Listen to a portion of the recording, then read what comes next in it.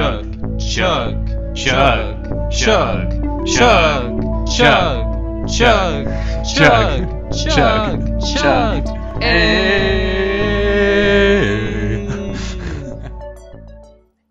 Hello everyone, and welcome back to the Wizard Staff Podcast. I am your host, Blake. And I'm Guy.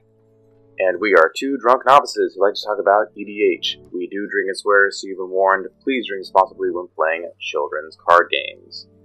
Tonight, we are going to be discussing LGS's, your local game stores, and the rules that they can impose on the format of Commander.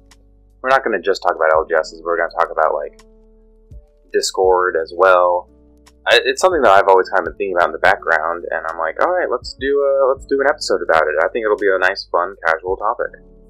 Yeah, you see it kind of often, I feel like, at different local game stores, because they're trying to cultivate their own healthy formats, and, when people come into play, they want to play a certain way.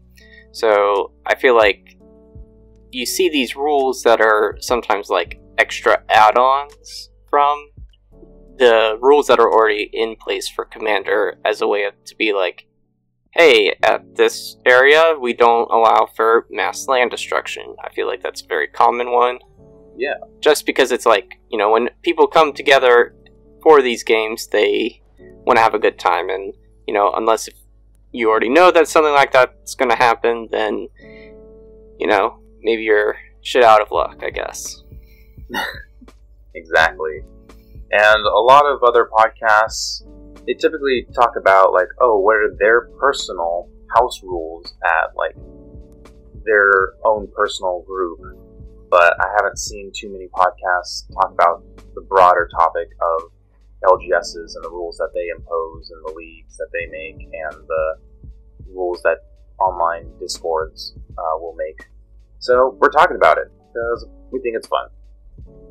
Before we dive in, gotta talk about it. We talk about it every episode, or we try to remember. But Guy, what are you drinking tonight? I am just drinking some spiked coffee. It's kind of middle of the day right now, so just want to, stay awake for the evening later and, talk through our favorite topics. What about you? Well, you got your coffee, so it's like a stimulant, and then you got your alcohol, which is a depressant, so they level each other out. And I think that's smart. That's smart. Equilibrium. Yeah, exactly. As for myself, I am drinking Russian Standard Vodka. For those who didn't know, I didn't know this until maybe 1 or 2 weeks ago, but only the U.S. marketplace only consumes 1.3% of Russian vodka in the total vodka marketplace.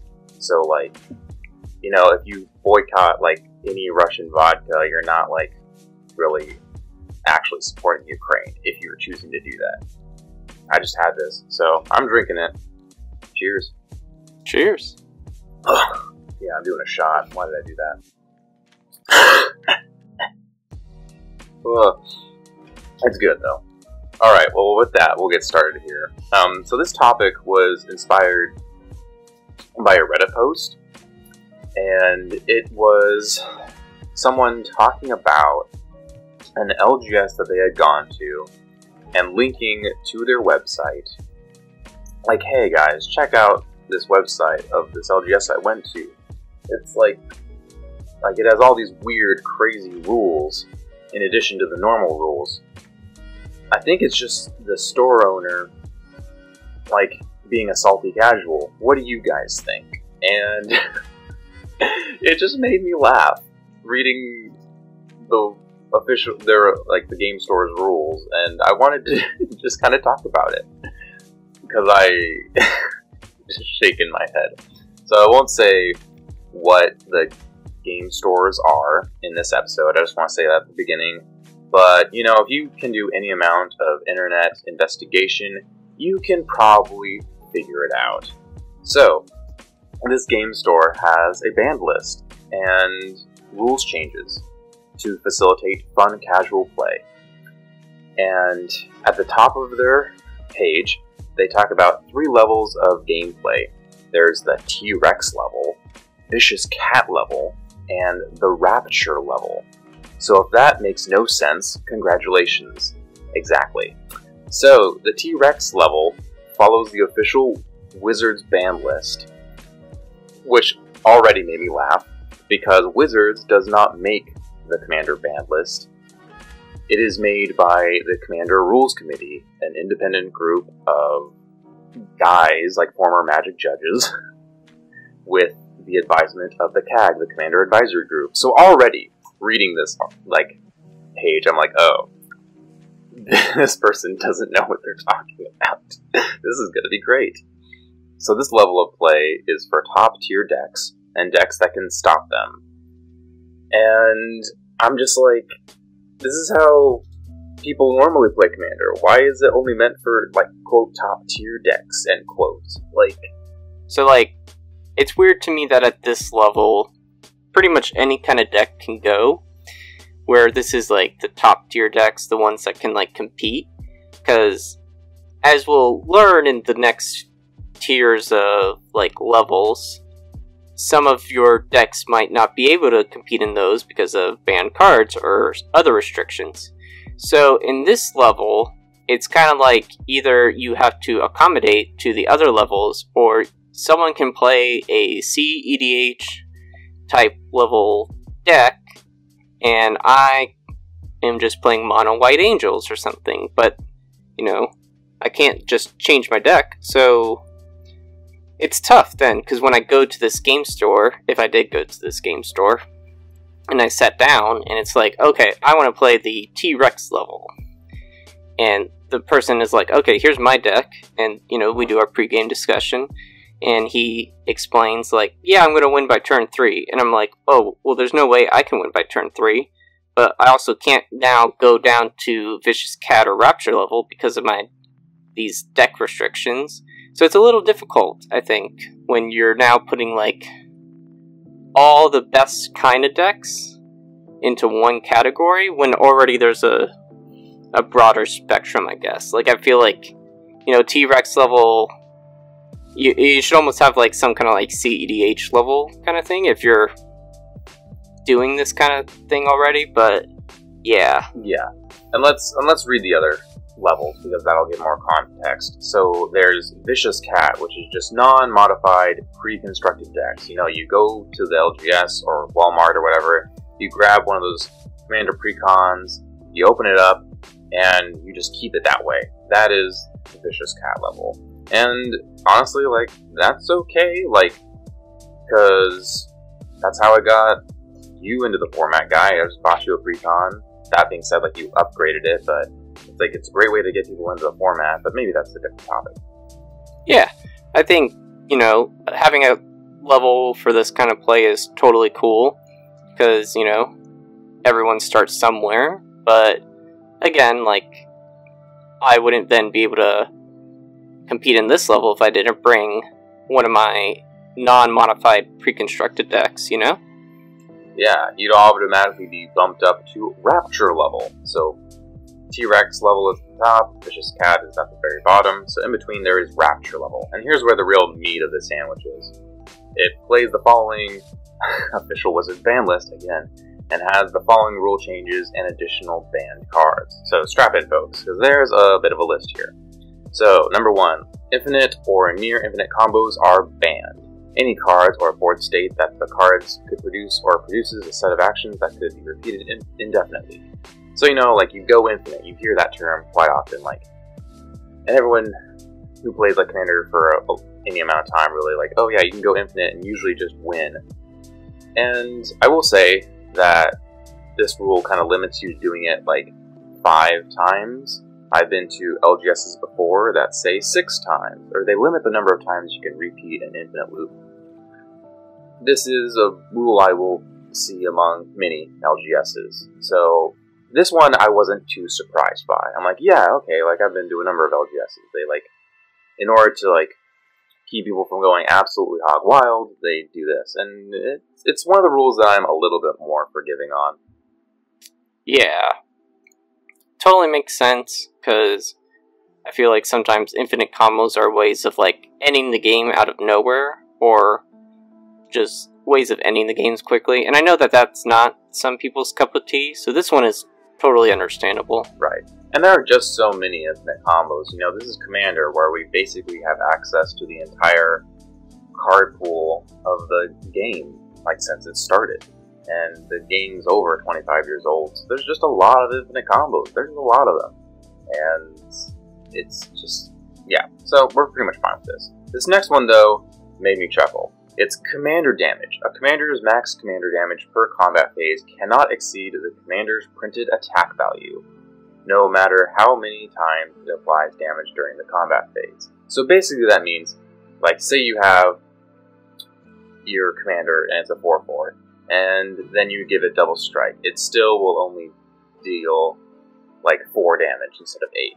And I just, like, facepalm, because it's like, alright, so the archetype of Voltron in the Commander format is just completely dead. Like, just straight up. Like, that as an archetype is no longer viable. Like, doing 21 commander damage to someone and automatically killing them that way is just now gone from the format, essentially. It doesn't actually, like, ban commander damage from killing people, but essentially it does, because, you know, anyone who's been listening to this podcast for a while knows I play a lot, like, Voltron is one of my favorite styles to play. And it's actually, like, pretty tough. You got to really build your deck carefully in order to jump through a lot of, like, the weaknesses that are inherent to the archetype. And then just being an inherently combat-based strategy, you are inherently slower than combo-based strategies, which can often, not always, but often circumvent the combat phase. So, like, you're already, like, at a disadvantage. And I've made an episode about Voltron, and I've addressed all its weaknesses and how you can attempt to mitigate it in that strategy.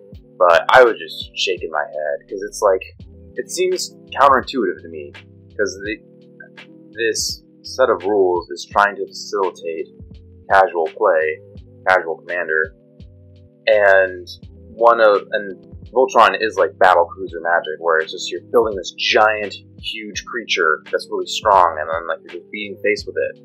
And I think that is, like, in my mind, like a casual strategy, more or less. And I guess we can get into the weeds, but I don't want to. It's like, I do recognize the fact that Voltron strategies inherently require you to target one specific person and just pretty much try and get them out as soon as possible, and then move on to the second and then the third. So oftentimes you take out one of your opponents, but then, like, you lose to your other 2 opponents, and then that one person who died the earliest then feels like, oh, they didn't even get to play. But even with that caveat, I don't think this is a smart rule for what the store owner is trying to accomplish. Does that make sense? Yeah, and this was a rule that was implemented in Commander to stop long games from stalling out. So it's weird to me that, like, something like this would be taken out in case if people were running into, like, long games. Yeah, I don't like this rule. And again, so, like, you show up to the store and you have your Voltron deck. You can't play in this level because, you know, your deck's pretty much not going to do anything. Or it's going to be incredibly hard for you to get up to the 21 points of damage. So you can't play in Rapture level, can't play in Vicious Cat level, which then puts you back in the T-Rex level, which can be pretty much anything, like I said, from, like, CEDH to just, like, high-powered decks. So maybe your deck will do fine, but again, if you're not with someone who is planning on playing a semi-longish game, you might be up against a combo deck that can win on turn 3 or something, which isn't the kind of game you're looking for. Alright, the next one we have here is that during the course of the entire game, if an effect would allow you to take an extra turn during a turn, you may only take 1 extra turn. So basically, you can't take extra turns. This is a rule I've seen in many LGSs, because extra turn decks, as well as mass land destruction decks, by most of the player base, just aren't really well received. Like, they aren't really appreciated. It's not a fun, or it's not typically a well-loved style of gameplay, because often you're just sitting there, not taking any game actions or game choices, and you just feel like you're wasting your time. So, again, not everyone feels that way, but most people do, and so, again, this is why I do see this rule at a number of LGSs I've been to over the years. Yeah, I get that. Again, hopefully, though, like, when someone's taking, like, infinite turns, that just means they win. And I know some people are salty about that because it's like, oh, they kind of win out of nowhere. But at least the game's probably going to end, because if they're taking infinite turns, like, how do you not win in that kind of position? Exactly, and that's true, where if someone demonstrates a loop of taking infinite extra turns, or storming off, and demonstrating, I am now going to take 25 extra turns, do you guys really want to see me play it out? Over these next 25 turns, I'm going to do X, Y, and Z, and accrue so much value that it's pretty much determined that I'm going to win. And then most people are like, yeah, you pretty much earned that, yeah, I'll scoop up. But it's so funny enough when someone is just doing like an extra turn here, go to their next turn, alright, I'm going to take another turn, and then they just string together one or two at a time, there's still a chance that they're going to fizzle out. And so, like, you kind of feel obligated to, like, sit around and see if they do fizzle out, because then you do have a chance of, like, possibly, like, actually playing this game and winning it. Yeah. Yeah, so, but funny enough, like, the earlier rule of, like, you can't go infinite, and now this rule I'm going to talk about is, like, you can't storm off either. So, like, the rules change, is, like, you can't, like, storm count cannot proceed past 1, which is just so silly. So, like, generally speaking, Storm is a strong mechanic. I think most veteran Magic the Gathering players will agree on that. We can all agree that it's a very strong mechanic. But it's not at an unhealthy percentage of the format, or overly unhealthy of a mechanic for the format to thrive. It's not like, oh, 25% of all commander decks are Storm. Like, that's not the situation at all. Yeah, I often feel like I don't even see that many Storm cards in general. In this format, like, only a few of them are, like, see consistent play.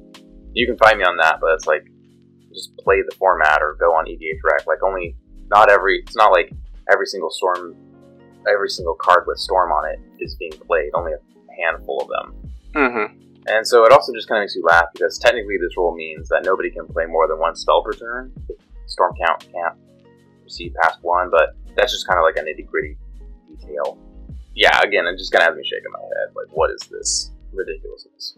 Yeah, in a way, like, Storm cards just kind of become banned, because, you know, they have the keyword that's on them is useless to you, because oftentimes you are playing it for that effect.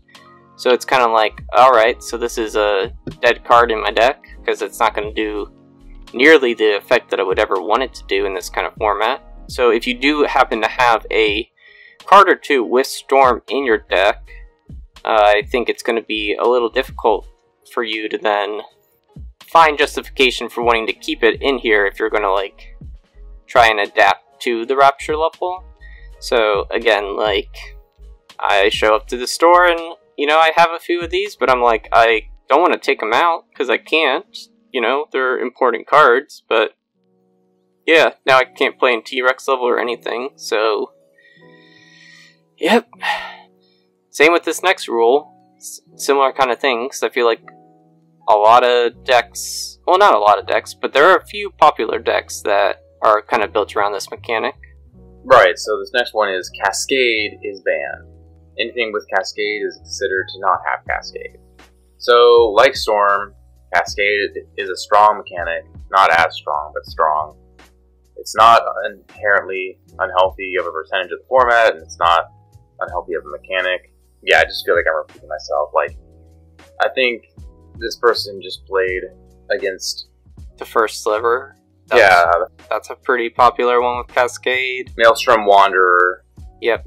And then was just like salty. It's like, oh, I'm going to ban this mechanic. Like, because again, there's not very many cards with Cascade. So it's just like, what are you doing?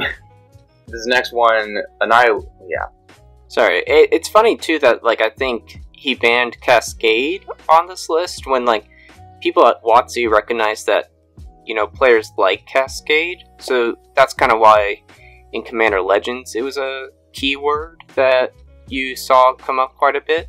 Yeah. Because they were like, yeah, players like to play Cascade, so we're going to give them more Cascade stuff. But now this guy's just like, nope, nope, nope. And, not only is this like banning every card with Cascade, but since Cascade is a popular format and they are likely to bring it back, this just bans a ton of future cards as well. Right. It's like they printed Apex Devastator, essentially a card that says Cascade 4 times. It's just a 10 mana 10/10 creature, and it's just big and dumb.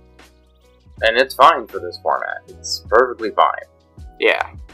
Doesn't do anything. Next one we have is Annihilator is errataed to say, when this permanent comes into play, if you cast it from your hand, it gains Annihilator X. Whenever this creature attacks, the defending player sacrifices X non-land permanents. So, for those who don't know, errata really just means that the rules text is slightly reworded. Oftentimes, to be something slightly less powerful. And this is done across all kinds of trading card games, whether it's Pokemon or Yu-Gi-Oh! Or Magic the Gathering. They all will errata tip sometimes. It depends on the format. So again, this is kind of making Annihilator nerfed. Again, there's not really that many cards with Annihilator. Most of them are from, Zendikar block when all of the Eldrazi were being printed. Yeah, you don't really see too many Annihilator cards now, because they're kind of tied with the Eldrazi specifically. Yeah. So, again, it's just a handful of cards. It's like Storm and Cascade. It's a strong mechanic, but you don't need to really be worried about it. Next rule we have is anytime a spell or ability that destroys... I'm not going to read this whole thing because it's boring. Basically, they make mass land destruction nigh impossible. There's so many small little rules caveats they make to where it's basically impossible to destroy your opponent's lands. I'm not going to read the whole thing because it's boring. So, it's just sort of funny to me because a lot of LGSs will try to do something similar. They'll basically say, you can't destroy lands. And I get it. I think, Guy, you and I can both kind of understand to a degree where it's someone plays Ravages of War, and then they haven't built their deck in a way to take advantage of that, and then they kind of waste everyone's time by like not being able to close out the game over the next couple turns, yeah? Yeah, as someone who's built their deck around this effect, I get like why you don't want to just like casually play Ravages of War or Armageddon and destroy everyone's lands and then just say like, yeah, I got nothing else, but you know, most of the time you're then, you know, following out the next couple turns with like, alright, here's how I win. So, yeah, basically, I mean, this rule basically says like, no mass land destruction. I believe it still allows you to play like Strip Mine or Wasteland, because it says removes 2 or more lands in the turn though, so you can get a couple lands, but just like not mass land destruction.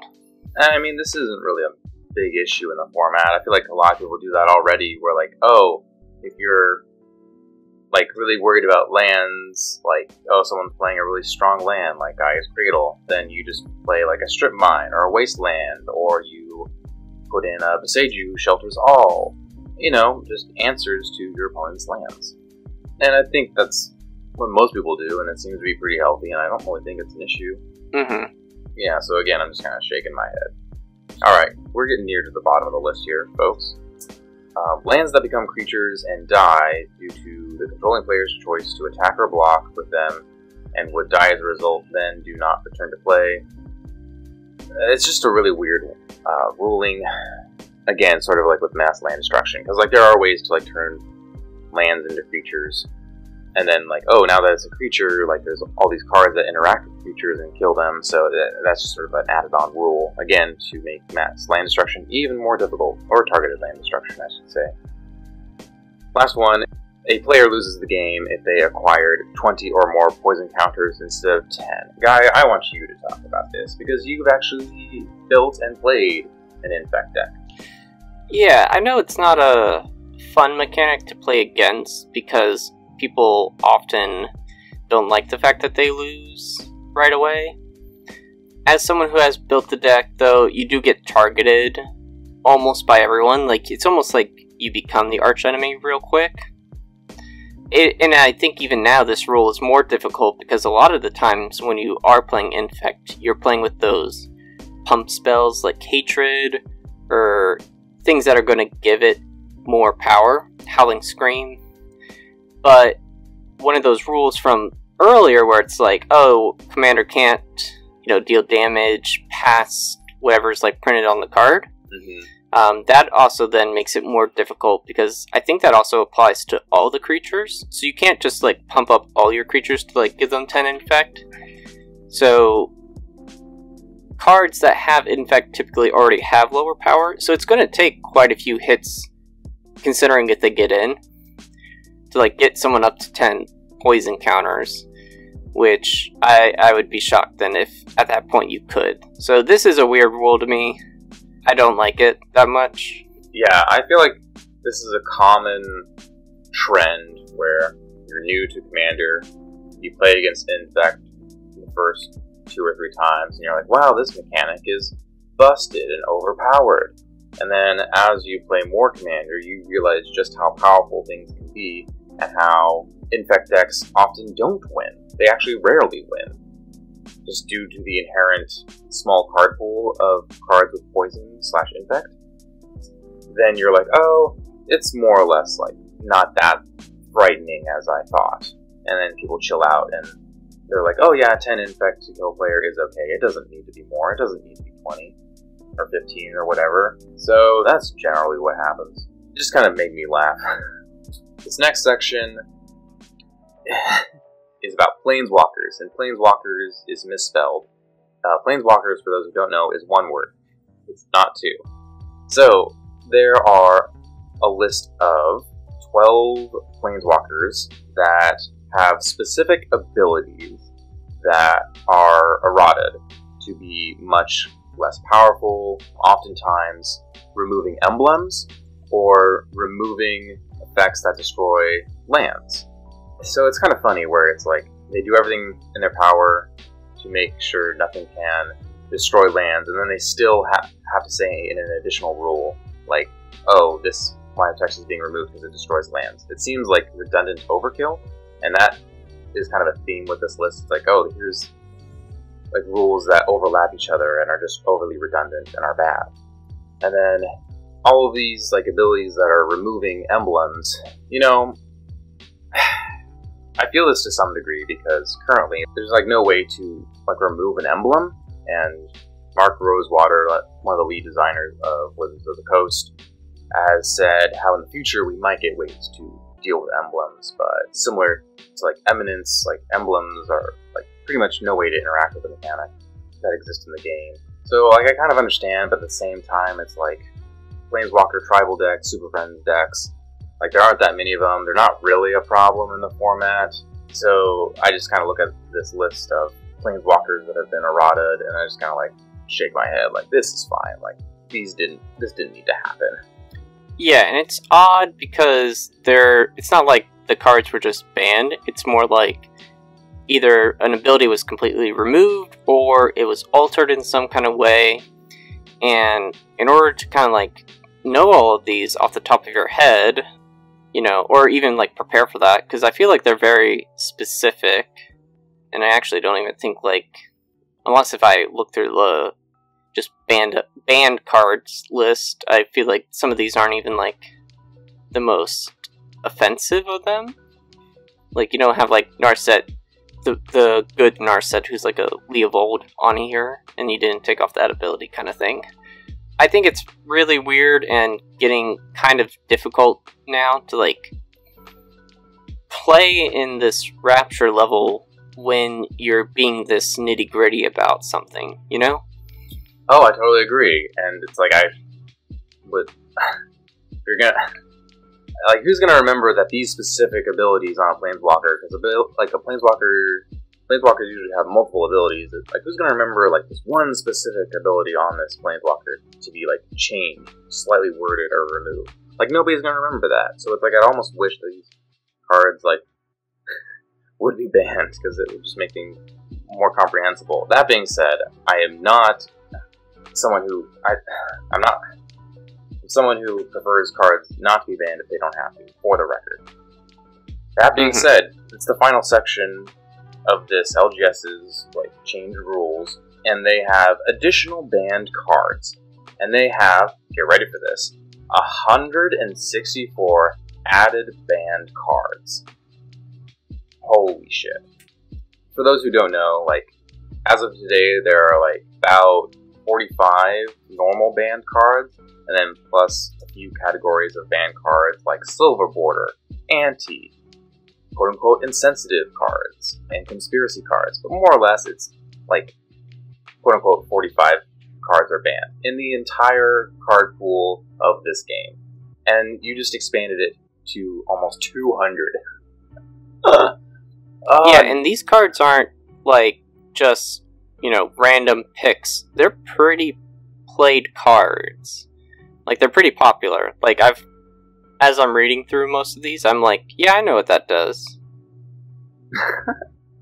Yeah, it's like, you know, Magic has over 20,000 cards, but you tend to see, like, a focus on a certain percentage of them. And so, yeah, I recognize most of these cards. And so, we're not going to read every single one of them, but we are going to read a few, often because they're an example of a certain type of card, or they just are funny. So, there's, like, Aetherflux Reservoir, which doesn't really work because Storm can only be one due to the previous rule. So, it's like, does this even need to be banned? And I'm going to say that with a number of these cards. Like, do they even need to be banned because you already made a rule that sort of makes them useless? You know? Mm-hmm. Same with Animar. Yeah, like Animar is usually Creature Storm, but you made Storm count only be one at it. So it's like, do you even need to ban it? Apocalypse, Armageddon, kind of useless due to the rule of destroying all lands, but, you know, these are the kind of cards that you play to destroy all lands. Oh, one that made me laugh was, like, Axis of Mortality. There's a number of cards on here that, like, change people's life totals, or switch them, and I'm like, these types of effects really aren't a problem in the format. This person clearly just kind of has, like, a personal axe to grind with this kind of effect, but it's not really that bad. Yeah. And Blightsteel is on here. Again, do you really need to ban Blightsteel if Infect is already nerfed to hell by making it 20 counters to kill someone? I don't think so. Yeah. I'm just looking through these, and I'm like, so, I mean, I'm going to kind of give, like, my thoughts, but now that we've kind of gone through the list of, you know, additional rules and additional cards that are banned, it makes me kind of wonder how many people have walked into this store, tried to play a game, and then, you know, been told, like, oh, that's banned, and had to, like, scoop and just, like, walk out of the store. Because as someone who has several decks that has, like, 1 or 2 cards on this ban list, it would be very difficult for me to adapt so quickly in this Rapture level. And like I said before at the beginning, it's difficult for me to bring a type of deck and then have it go up against like the T-Rex level when, you know, those kind of decks could be CEDH or something that's like not what my deck's trying to do or win by a certain turn. So then I'm just kind of there and I'm like, well, can't really play in any of these, you know, levels because, you know, no one's really here to play with me. So, yeah. And another thing, too, is, like, if somebody brings in a type of deck, let's say, like, they don't have any cards on this ban list except for maybe, like, their commander. You know, you can't just, like, take out the commander then swap it real quick for someone else that has the same color identity, because you just built a whole deck around, you know, that commander. So, you know, the deck's not going to be able to function properly. I'm really curious, like, how many people have been able to, like, walk into the store and, like, say, yeah, I had a good time. playing with all these rules that were implemented. For the record, like, I went into this LGS and sat down and found out there were all these rules. You know, I love to play Commander, and I want to play with people, and I've gone to LGSs where, like, I didn't really, like, agree with their rules, but, like, you know, I spent half an hour driving there. I really want to, like, socialize, so I've been working hard all week. I want to just talk to people and hang out and play a game of Commander, so, like, I'll just kind of, like, go through their rules even if I don't fully agree. But, like, these set of rules are so ridiculous. I honestly, like, in most situations, I think would just be like, I am gonna cut my losses. I'm gonna go, like, across the street and like eat a late dinner or something. I'm not putting up with this shit. Yeah. I know that this would just be, like, not setting myself up for success or happiness. So I would just, like, need to cut my losses at that point. And for any of you listening, like, oh, like, well, maybe there's still some merit to this ban list. Like, there are cards on here that are banned that were already on the banned list. Like, Coalition, like, as of today of recording, like, Coalition Victory is added. It's already banned. There's Iona Shield of Emeria. There's Flash. There's Golo's Tireless Pilgrim. So, whoever made this list, clearly, Paradox Engine is not aware of the current state of things at all. You can't make wise choices or rules changes if you aren't fully informed. Yeah, I gotcha. So this is kind of a bad example of local game store implementations, I think. Or not optimal, I guess. Like, you know, if people do really like this game store, then this is what works for them. So I guess, like, maybe it's not so much bad, but this isn't something that, like, we like, I guess.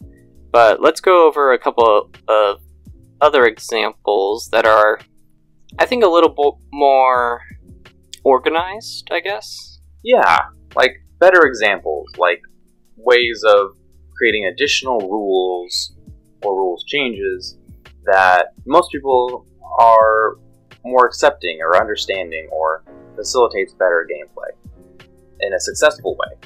So this next section is going to be about Commander Leagues. And by that I mean, when you go to an LGS, they often have, like, these rules and form what are called Commander Leagues. It's where they try and get a consistent group of players to oftentimes buy in to, like, a weekly league where you play against, like, the same group of people week after week and really form a sense of community there at the shop. And there are often rules that try to meet the players' needs that are specifically at that location, so that those specific group of players have as much fun as possible. And so I'll give some examples here. So I'm not going to say the name of the game store, but I'll just kind of give some examples. Like, the league would start at 7 p.m. each Sunday and Monday at this LGS. You'd sign in. Each player would be put in pods of 3 to 5 people. Each pod would play 2 games with that group. You're allowed to change decks in between. At the end of each game, players in a pod will fill out a slip stating who the winner was and who they enjoyed playing against the most. So then you get points based on filling out those sheets, and the points are tallied at the end of each month, and you get, like, store credit or, like, actual, like, cash sometimes for, based on the amount of points that you made, or if you got the most points at the end of each month, for example. Then there are additional rules like whether or not they allow proxies. Some stores do, and some don't. That's a rabbit hole I'm not going to get into right now. Other people have made very nuanced and excellent videos on YouTube. I think Spice8Rack did one with Sheepwave. I really recommend that video. But again, I'm not going to get into that.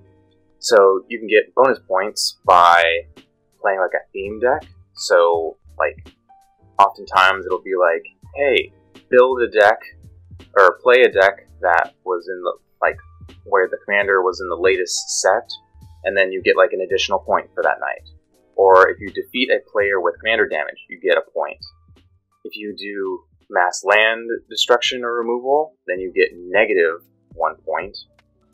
So it's sort of rules that aren't set in stone, but given a point structure, it really incentivizes or de-incentivizes certain play patterns. And I feel like that's more successful, where it's like you give people the option, but like you're still sort of like giving them a gentle nudge in certain directions, versus like just trying to shove them off a cliff or like just putting them in a corner, you know, by making the hard and fast rules. Mm-hmm. Taking 3 extra turns in a game, you get -1 point. Not voting for a player on your piece of paper, you get -2 points. You really want to facilitate that interpersonal connection with other players. So you do that by giving them like a really bad, like, losing points. So that's sort of an example of an LGS that I've gone to a number of times. I may not agree with all of them, but overall it creates an environment of, you know, like, this is pretty fun, and it encourages people to like bring new decks all the time. And if the people are nice, then it's a really great time. And if someone's mean, then like, well, hope that you can talk to the manager and like get them out of there, or have them talked to like change their behavior. That's just all LGSs though. Guy, I know I go to LGSs a bit more often. What do you think of these Commander League rules? Because I'm not sure you've really gone to many. Yeah, so in comparison to the one game store that has like a bunch of rules, I prefer something more like this, where, you know, I don't feel like I need to... I feel like I wouldn't be caught off guard by some of this stuff. I'd just be like, oh, this is an interesting way, and does facilitate connect with a bunch of players, because I would feel more ostracized in the other group, because, again, like, I wouldn't be able to play a lot of my decks.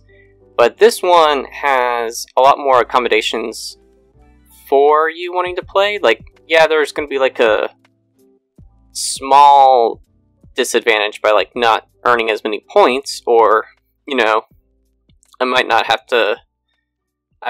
just play those cards, but now I don't have to like change my entire deck around it necessarily, like I would for the other group.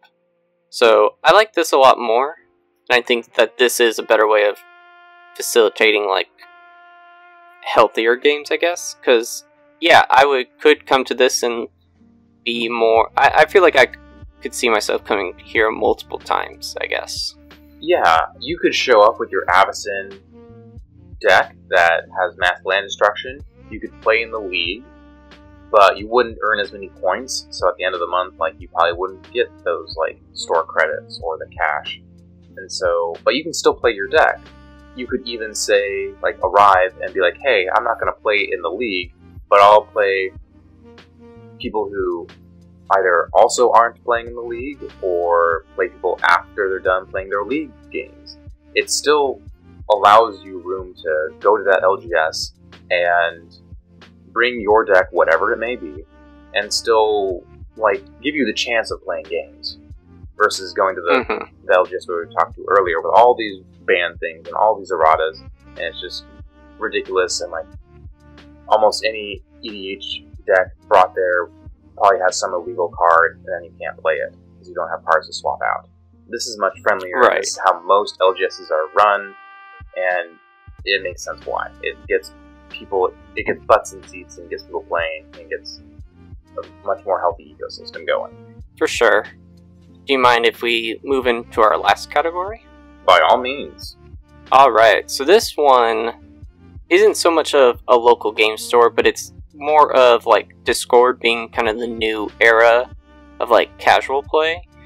Since, you know, COVID began in early 2020, a lot of people have had to adapt to playing online through means of like Spell Table and Discord, because that's how like people are able to find games. So there are several Discord groups that you could find, join, and then be able to like find other people who are playing games, which is very similar to like showing up to a local game store, but from the comfort of your own home. But I've come across a few that I feel, you know, have been able to really kind of like lay out nice ground rules, and like, you know, you got different channels in Discord, so you can like go into a specific channel for the type of power level that you're playing, and you can say like, hey, I'm looking for a game. So in this example that I found, they have 6 different groups, so you can join, and for each of these groups, or like the different like power level breakdown, there's a document that is given to you once you join the Discord that kind of like breaks it down for you, saying like, okay, so in this group, this is the kind of like games that we're trying to facilitate. We're trying to win by like turn 10, 12, something up there. Whereas you could join another one where it's like, you know, this is the CEDH group, where like we are trying to win as fast as we can, like no cards are additionally banned, or anything like that. So yeah, I think that this is a great way of, you know, organizing different like power levels and being able to like find players, because you're not gonna, you know, just run into someone online and say like, let's play a game, and you know, you start talking and it's like, oh, I am not trying to play this kind of game, I'm trying to play a different type of game. You kind of know what you're getting yourself into when you're like typing in a certain group looking for games. Yeah, this really reminds me of, you know, the whole power level discussion, how we're trying as a community to pair people up with similar power levels, quote unquote, and just making sure everyone's going in with the same set of expectations so that everyone enjoys the games that they're playing. And, you know, you might have critiques of that method, but, you know, we're trying to create a good system here where everyone has fun. Yeah, there's no hard feelings, because if somebody tries to play like Armageddon in like the lower power level, like clearly that's not the kind of thing that you're trying to do here. So, you know, you're not going to have any kind of like salty, like, oh, you can't play that kind of interactions. It's, you know, I'm playing my chair themed deck. Oh, and he's playing his hats themed deck. Or in the higher power levels, you're going to be like, Get Raw versus Najila or stuff like that. So, you know, it's nice. And I think that like the people who put together and create a group like this, you know, this is like a nice step in the right... This is a good step in the right direction for kind of the future of like casual gameplay and like getting to know other people, or, you know, just broaden broaden the type of games that you play, I guess.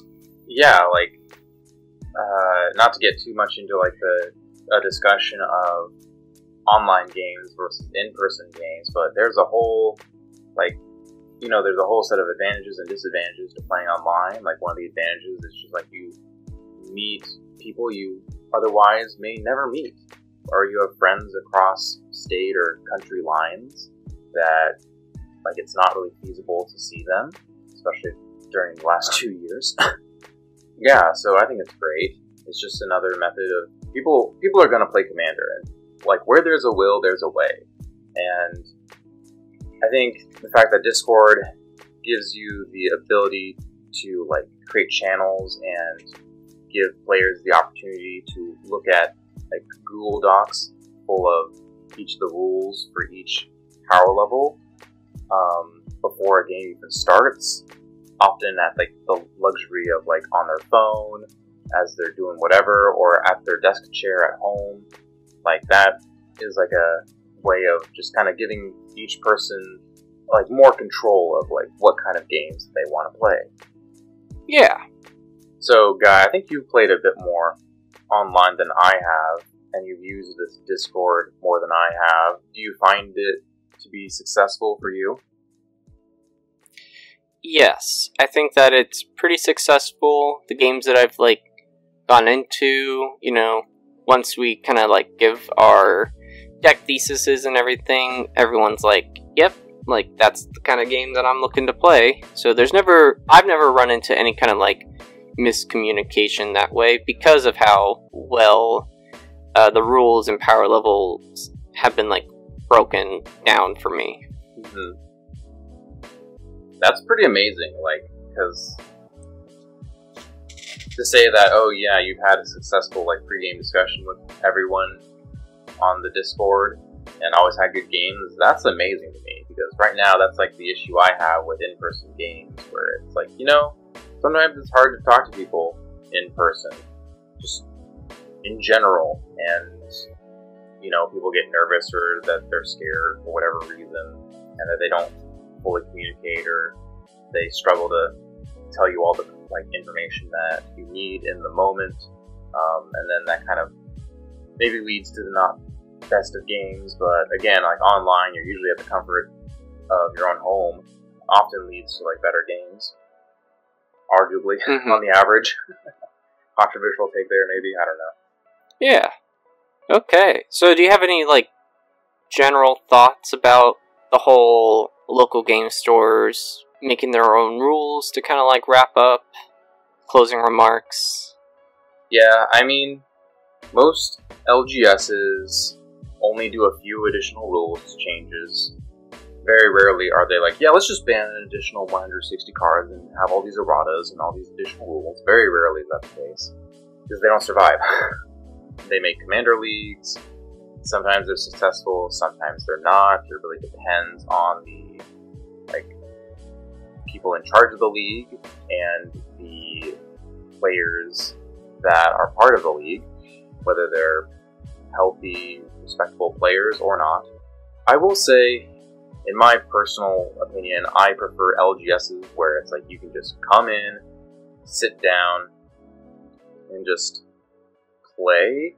But I think I can also say that because I am like a more veteran player and I know which questions to ask, and I understand the format pretty well, so I have the luxury to have that opinion. I think Commander Leagues really, like with their more rigid rule set and additional rules, they really are more beneficial for newer or like moderately knowledgeable players. I don't know if that's a hot take. I don't think it is. No, I can see where you're coming from with that.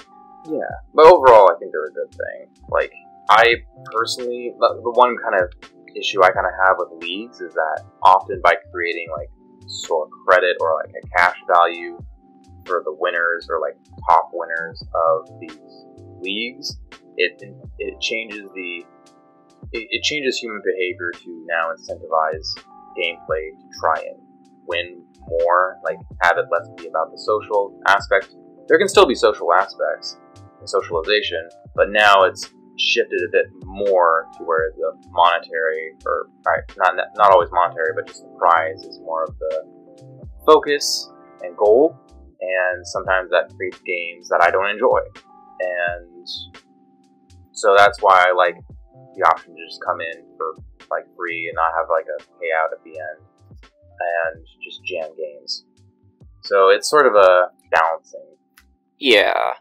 I think for me, like, the best kind of implementations for like local game stores is, you know, I understand like you want people to have fun and come to your store often enough to like play games, because like, you know, people who come to the store are probably going to be also buying things from you.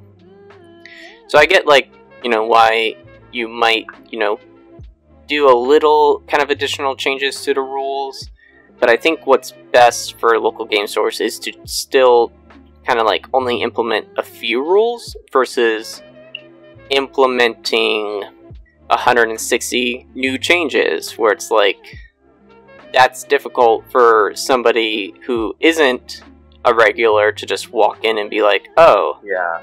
Because, like, I feel like if I were to walk into a local game store, like, I can expect some kind of, like, rules change.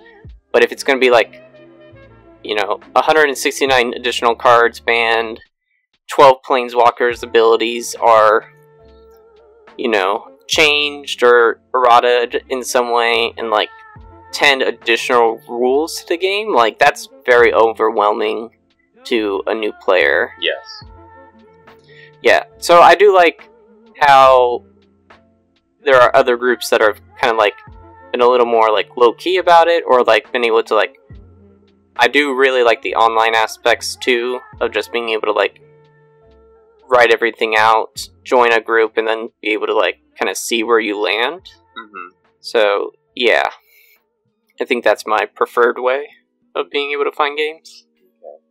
And I'll also add that I personally prefer when there are fewer additional rules than there already are, because there have been a number of this happens more frequently than I would think, where someone comes in to play Commander, then they play like a banned card and they don't even realize it until someone speaks up about it, and then you're able to you're able to go to the official Commander website, pull up the rules, and just hand them your phone, and then they can like spend a minute or two just reading through it, and they'll be like, oh, okay, sorry, I also got to take out this card, like we'll just play like in order to like keep the game going, and everyone's fine with that usually. And then the danger with like LGS creating additional rules is just that it's even more of a hurdle for those new players to also accommodate those additional rules.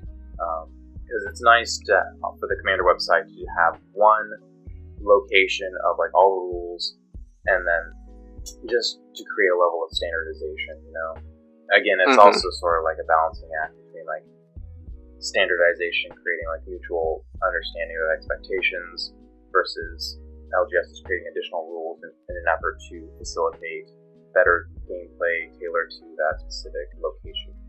I don't know if that made sense, but yeah. Overall, I think the format's in a healthy place. I think new players often have good experiences at LGSs. Support your LGSs, folks, because we need physical locations to enjoy each other's company, especially after COVID. Yeah. Yeah. Very true. All right, I'm done rambling. All right. Well, we're going to wrap things up here. Thank you very much for listening. We hope you had a great time. We are the Wizard Staff Podcast. You can listen to us on iTunes, Stitcher, Spotify, YouTube, and anywhere else you listen to your podcasts. Make sure to leave a like and review. You can follow us on Facebook, Instagram, and Twitter at WizardStaff101. You can send us an email at thewizardstaff101@gmail.com if you want to bitch and complain about how stupid we are. Thank you for listening, and we hope you have a great night. Talk to you soon. Peace. Peace.